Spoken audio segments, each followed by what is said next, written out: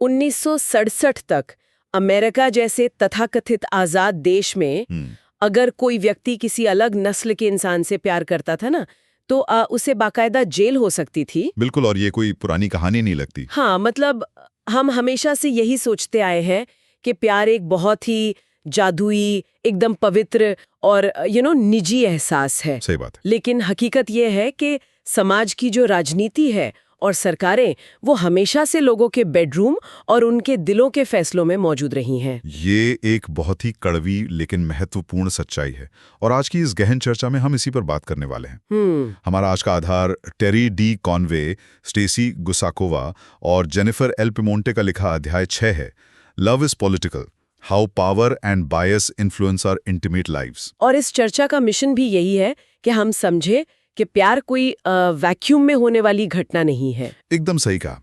यह सत्ता और पूर्वाग्रहों के राजनीतिक ढांचे से गहराई से बुना हुआ है। हाँ, मतलब स्रोत सामग्री पढ़ते हुए ये बात एकदम साफ हो जाती है कि जिन भावनाओं को इंसान अपना सबसे व्यक्तिगत अनुभव मानता है ना, उनके तार असल में समाज के ऐतिहासिक संरचनाओं से जुड़े हैं। लेखकों का तर्क बहुत स्पष्ट है कि प्यार राजनीतिक है। और यहाँ राजनीति का मतलब संसद या राजनेताओं से नहीं है। बिल्कुल नहीं, यहाँ बात हो रही है शक्ति के समीकरणों की। मतलब जिनके पास ताकत रही है, उन्होंने ही तय किया है कि प्यार कैसा दिखना चाहिए। तो ठीक है, चलिए इसे थोड़ा खोलकर समझते हैं। सबसे पहले आकर्षण की राजनीति को ले लीजिए। हाँ, the politics of falling in love. आम धारणा यही है कि एक इंसान को कौन आकर्षक लगता है, ये उसकी अपनी पसंद है। लेकिन मनोविज्ञान कुछ और ही कहता है। अच्छा? आकर्षण कोई रहस्यमयी घटना नहीं है। स्रोत में सोशल रीइंफोर्समेंट यानी सामाजिक सुदृढ़ीकरण की बात की गई है। मतलब जब समाज किसी के फैसले पर ताली बजाता है, उसे स्वीकृति देता है। बिल्कुल, तो इंसान उसी दिशा में आगे बढ़ता है।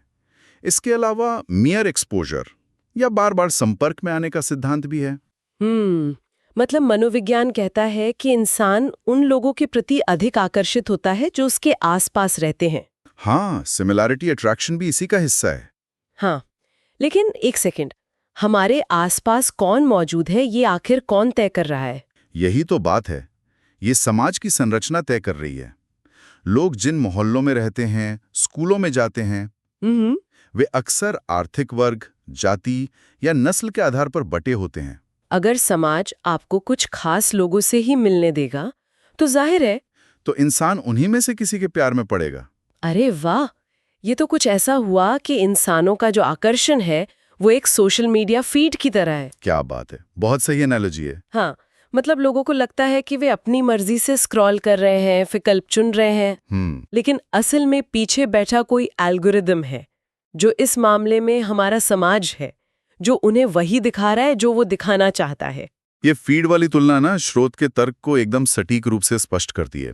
वो एल्गोरिदम लगातार दिमाग में भरता है कि सुंदरता का पैमाना क्या है। हाँ, जैसे डेटिंग एप्स पर। बिल्कुल, डेटिंग एप्स पर जब लोग नो एशियंस लिखते हैं या किसी खास रंग रूप की मांग करते हैं, तो कहते हैं कि ये हमारी निजी पसंद है। हाँ, लेकिन स्रोत कहता है कि ये सिर्फ प्राथमिकताएं नहीं है, ये बड़े नस्लीय और ढांचागत पूर्वाग्रह हैं। त्वचा का गोरापन या सीधे बाल, समाज ने जो पैमाना बनाया है, लोग उसी में अपनी पसंद तय कर रहे हैं। लेकिन यहाँ मैं थोड़ा रुकूंगी। विकासवादी मनोविज्ञान यानी इवोल्यूशनरी साइकोलॉजी के बारे में क्या? आप बायोलॉजिकल कारणों की बात करिए। हाँ, वो तो कहते हैं ना कि इंसान सममित या सिमेट्रिकल चेहरों की ओर जैविक रूप से आकर्षित होते हैं क्योंकि वो अच्छे स्वास्थ्य का संकेत है। क्या हम यहाँ जीव विज्ञान को पूरी तरह किनारे कर रहे हैं? ये एक बहुत आम सवाल है। विकासवादी मनोविज्ञान ऐसे जैविक कारण सामने रखता है, लेकिन स्रोत के अनुसार सांस्कृतिक कारक इन तर्कों पर भारी पड़ते हैं। इतिहास गवाह है कि विकासवाद के नाम पर समाज ने अपने भेदभाव को सही ठहराया है। मतलब जो चीज समाज में प्रभुत्वशाली है, उसे जीव विज्ञान का चोला पहना दिया जाता है। एकदम सही। अलग अलग संस्कृतियों में आकर्षण के पैमाने बदलते रहते हैं। तो हमारी आंखें भी वही देखती हैं जो समाज उन्हें देखने की ट्रेनिंग देता है। बिल्कुल। और यहाँ पर बात सच में बहुत दिलचस्प हो जाती है, क्योंकि जब समाज पसंद को आकार दे रहा है, तो वो रिश्ते के भविष्य को भी कंट्रोल करना चाहेगा। हाँ, यहीं से बात सच्चे प्यार और सोलमेट्स की तरफ मुड़ती है। वो the politics of true love.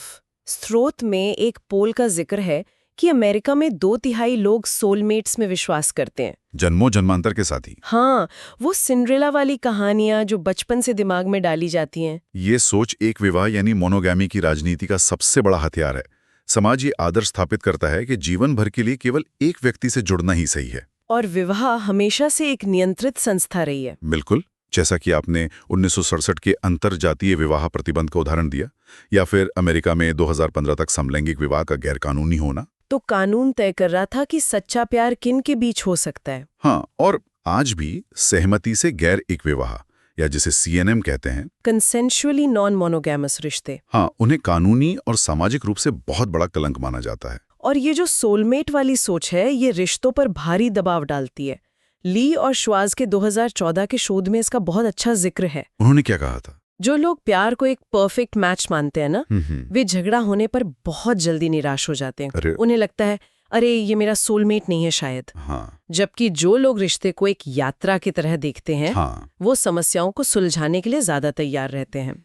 और इसके साथ एक और बड़ा दबाव जुड़ा है, जिसे स्रोत माउंट मैस्लो का सिद्धांत कहता है। Mount Maslow. हाँ, पहले विवाह आर्थिक सुरक्षा या परिवार बढ़ाने के लिए होता था, लेकिन आज इंसान चाहता है कि उसका साथी उसकी आर्थिक, भावनात्मक, आत्मसम्मान और बौद्धिक सारी जरूरतें पूरी करें। ओह, ये तो इंसान को एक स्विस आर्मी नाइफ बना देने जैसा है। मतलब ये ऐसा है जैसे आप उम्मीद करें कि एक छोटे से स्विस आर्मी चाकू से आप पूरा का पूरा घर बना लेंगे। बेस्ट फ्रेंड भी वही, रूममेट भी वही, आर्थिक सलाहकार भी वही। बहुत खूब। और जब एक व्यक्ति इतनी सारी भूमिकाएं नहीं निभा पाता है, जो कि बहुत स्वाभाविक है, तो रिश्ते में दरार आ जाती है। बिल्कुल। और मोनोगैमी की राजनीति उन CNM रिश्तों को कमतर साबित करती है, जबकि शोध बताते हैं कि CNM रिश्ते भी उतनी ही सुखी हो सकते हैं। जब उम्मीद टूटती है तो तनाव आता है, लेकिन स्रोत के आंकड़े बताते हैं कि 86% लोगों का मानना है कि शादी जीवन भर चलनी ही चाहिए, चाहे हालात कैसे भी हों। और यहीं पर प्रोटेस्टेंट वर्क एथिक का सिद्धांत आता है, जो प्यार को जिंदा रखने का दबाव है, the politics of keeping love alive. हाँ, ये सिद्धांत मूल रूप से अर्थशास्त्र से जुड़ा है कि कड़ी मेहनत से सफलता पाई जा सकती है। समाज ने इसे हमारे बेडरूम में घुसा दिया है कि अगर प्यार खत्म भी हो जाए तो भी मेहनत करते रहो। बिल्कुल। रिश्ते को बचाने की पूरी जिम्मेदारी सिर्फ व्यक्ति पर डाल दी जाती है। पर एक सेकंड, क्या रिश्ते को बचाने के लिए कड़ी मेहनत करना कोई बुरी बात है? अगर दो लोग कोशिश छोड़ दें तो इसमें समाज की क्या गलती है? अगर हम इसे व्यापक संदर्भ से जोड़कर देखें तो मेहनत करना बुरा नहीं है, लेकिन ये मानसिकता उन बाहरी सामाजिक ताकतों को नजरअंदाज कर देती हैं जो रिश्ते को तोड़ सकती हैं। अच्छा, जैसे कि? जैसे नस्लवाद, गंभीर आर्थिक तंगी या शिक्षा के स्तर में अंतर। ओह, अब समझ रही हूँ। तो समाज इन बाहरी समस्याओं को सुलझाने के बजाय सीधे कह देता है कि तुमने रिश्ते में काफी मेहनत नहीं की। बिल्कुल, ये पीड़ित को ही दोषी ठहराने जैसा है। इसीलिए तलाक या असफल रिश्तों को लेकर इतना भारी कलंक है समाज में, खासकर महिलाओं के लिए, जो इसे अपनी व्यक्तिगत विफलता मान लेती हैं। जबकि स्रोत कहता है कि ब्रेकअप करना भी एक स्वस्थ और सकारात्मक बदलाव हो सकता है। जरूरी नहीं कि यह हमेशा विफलता ही हो।